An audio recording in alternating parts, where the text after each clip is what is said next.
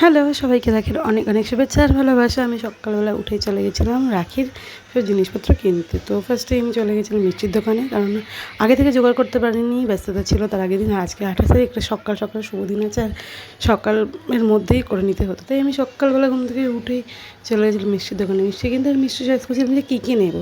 তারপরে মোটামুটি সব রকমের মিষ্টি দেখলাম, যেগুলো পছন্দ হলো আমার আর বোনের জন্য নিলাম।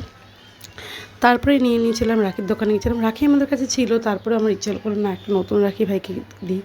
আমি একটা প্রমোশন থেকে রাখি পেয়েছিলাম অনেকগুলো, তো আমার ইচ্ছে নেই সেগুলো থেকে দেওয়ার।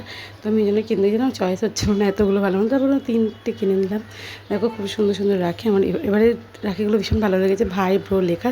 তারপরে আমি সকালবেলা উঠে প্লেট সাজিয়ে নিলাম রাখি। এবার ভাই ঘুমাচ্ছিল, ভাইকে ঘুম থেকে তুললাম, বলছি রাখিটা পরে তুই আবার ঘুমিয়ে পড়। আর দেখো আমার ভাইয়ের অবস্থাটা, চোখ মুখ ফুলে গেছে, ও এত সকালে ওঠে না তো খুব একটা, ওই জন্য।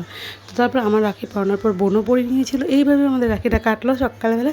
ভিডিওটা কেমন লাগলো অবশ্যই জানিও। দেখাচ্ছে খুব তাড়াতাড়ি, টাটা।